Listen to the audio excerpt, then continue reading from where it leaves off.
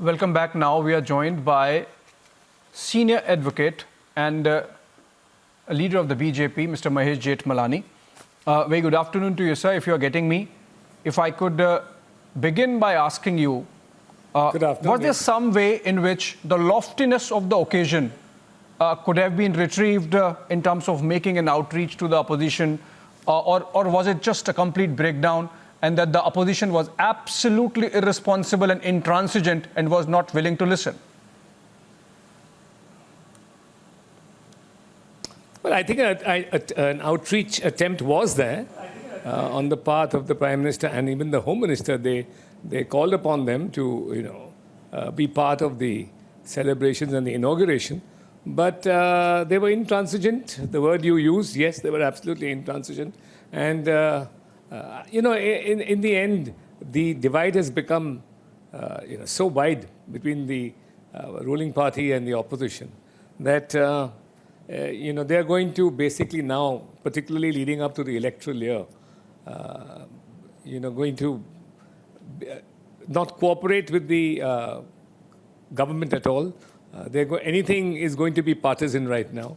And a symbol of national unity like the new parliament and the Sengol should have been both issues behind which the entire opposition to a man should have stood behind the government and given up the partisan aspect at all. There was no reason. I mean, the history is replete with examples of governors and not governors but chief ministers inaugurating, assemblies, part of parliaments, and so on and so forth. So this was a complete non-issue. The idea was conceived entirely by the Prime Minister. He conceived it. Sure. He knew he had the vision for it. He knew what its interiors were going to be like. So I think it was churlish on the part of the opposition. But as I said, the divide is so, and largely it's because the divide is only because this government has taken against opposition leaders who are involved in serious crimes of corruption. So they can't stomach that. That's what's bringing them together. Yes. Absent that, they were all separate. But it's because they've all indulged in deep act of corruption that they've been brought together, and now they will oppose. You will see there'll be disruption in the new parliament in the next term as well. That's a very important aspect that you are highlighting, sir. That the opposition is not on ideological grounds. In fact, it's the DMK party's a government's document of 2021 which talks about the Sengol ceremony of 1947. It's the corruption cases and the manner in which the Modi government has gone after them, irrespective of political affiliation, that's really got their grouse, and that's why they are getting back at the Prime Minister. Absolutely. You see, most of these opposition parties have historically and continue to do to engage in acts of corruption. They'd almost come to believe that it was the beholden right of an opposition party, once it captured power at the center, at the state, to loot the state. And when they were at the center, to loot the exchequer of the center. They thought they will get away with it, and for a long time they did. In fact, very rarely does the Congress raise issues of opposition or of corruption. Only in the last election, in Karnataka, for the first time, they talked about a 40% commission of the incumbent BJP Karnataka government without giving any details. Without giving any details, who took those 40%, etc. They just got some contractors saying that for every deal, we are asked to pay 40%. Nobody said who made the demands, nothing. So basically, they've been lax. Now they've realized that corruption is an issue, so they're trying to rake it up as they did in the last election. But essentially, they're on the back foot on corruption. Right, sir. And there are very serious charges, and not only corruption, the ED has attached properties. When you attach bank accounts and you attach properties, right, the opposition leaders involved in those corruption cases can't utilize them, particularly for political purposes. Of course, they also utilize them for their own personal purposes as well. But this is what is the reason for the deep ire. The ire is that they thought that corruption is ingrained in public life. When a Prime Minister comes across and puts an end to it and treats them like any other economic criminal would be treated, right? It's upset them. It's upset them no end, because this is the be-all and end-all of politics. Yeah. Also, sir, an attempt has been made to build a political narrative that this is about Article 73 of the Constitution, this is about President being integral to the Parliament. But then we have seen the same opposition going to the Supreme Court against the new Parliament project. We have seen the same opposition boycotting the Constitution Day event of 2021, despite the fact that the President of India was presiding. We have seen the same opposition boycott the foundation laying ceremony of the event, of the new Parliament building. We have seen the same opposition boycotting the GST law rollout midnight session, despite the fact that President of India was there. We have seen the same opposition obstruct President of India's first speech that she made early this year in a joint session. So it's like they are just sort of trying to find an excuse because, as you mentioned, the issue is not constitutionalism. The issue is personal dynastic agendas. No, absolutely. I mean, look, the ideology, neither ideology nor the Constitution can be a reason. The constitutional position is very clear. It doesn't talk about who has the right to inaugurate building.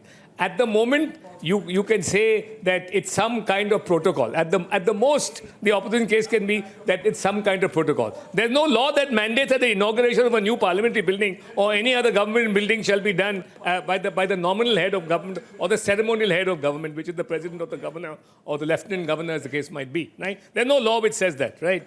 So you're pitching it on some kind of, implied convention which doesn't exist either. As far as ideology is concerned, what is the ideology? This is a question of history. The Sengol was a symbol of transfer of power. I mean, it's been recorded now. The Adhirams have said so. Their records show so. Their annals show so. The Hindu newspaper, which said that the narrative was incorrect about the Sengol being built by jewelers in Tamil Nadu and carried by the Adhirams in 1947, handed over to Mountbatten, who then, as a symbol of transfer of power, gave it to Nehru. That's all recorded. The Hindus also withdrawn that story. They said this is true. So the contemporary records are all there. Yeah. The contemporary periodicals and newspapers have recorded this fact. So neither history, nor ideology, nor constitutional law, nor convention, nothing justifies what the opposition has done. It's just petty politics. They hate Modi because Modi has gone after them on economic offenses. That's all. He has given the Yes. investigating agencies concerned with all these crimes a free hand to do it to anybody who is involved in high crime. And look, these are cases where banks have been looted, the public has been looted. There have been all kinds of leakages from the public exchequer.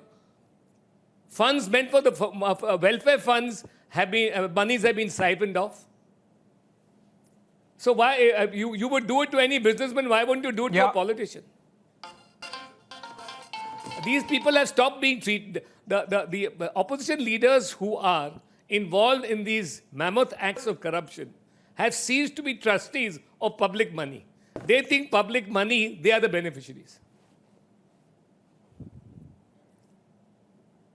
Sir, you are so convincing on both the arguments. The one that it's possibly the corruption cases that guided the conduct of the opposition, and the fact that in the constitutional scheme of things, there is no underscoring that who should be inaugurating this kind of project. My question is, sir, that could the communication on the part of the government have been better, both in terms of holding the narrative and in terms of making an outreach to the opposition to make sure that the dignity of the occasion is sort of salvaged? The government, as I said at the outset, did make an attempt. They called upon them. The PM called upon them to unite at this hour. This was, a new era, a new parliament, right? And he asked them, this is not, about politics, right? This is a house in which you are going to serve in. This is the premises where you are going to attend for the purpose of conducting parliamentary proceedings, right? Put everything behind it, but you put everything behind you. Yes. All these, contentious issues and at least join in the function. I mean, it is the parliament of the country. It's your parliament, the opposition's parliament, as much as it's the ruling parties. But they, as I pointed out, they stood on an extremely technical issue about who should inaugurate, and there was no ideological issue. The real issue being, as I pointed out, the angst which was caused to all these opposition leaders who are involved in corruption cases. Yeah. The most recent being Arvind Kejriwal in the 45 crore of his house. So you know, the point is, there's only so much of an outreach you can meet. It's only so much of an outreach you can make, because in this case, the intransigence is motivated by factors which the government will never compromise on. Yeah, absolutely. In fact, sir, it's not a coincidence that the same set of chief ministers and political parties that boycotted the Niti Aayog Governing Council meeting yesterday chose to absent themselves or boycott the inauguration of the new parliament building. So in a sense, the opposition is being a set of bad losers. There is an element of hypocrisy in the manner in which they have conducted themselves. For example, when the UPA was in power and the N number of projects that were inaugurated by Sonia Gandhi in her capacity as chairman of the NAC and not, or of UPA, and not holding any constitutional position vis-a-vis what they are preaching now. Absolutely. I mean, you hit the nail on the head. Here was somebody who was an extra constitutional authority with no constitutional position, inaugurating many schemes, many buildings, libraries, etc., on a number of occasions. What was her power to do it? She was a pure extra constitutional authority. So I mean, you know, the whole ground is completely laughable, particularly from the Congress party. Right. Thank you so much, Mr. Mahesh Jethmalani, senior advocate and leader of the BJP, for joining us and giving that perspective, essentially suggesting that the opposition is not driven by ideology in this case, but possibly because the government has gone after their corruption cases, and that's why they've come together to embarrass the government on such a momentous occasion. Thank you so much, Mr. Mahesh Jethmalani, for joining us this Sunday afternoon. And on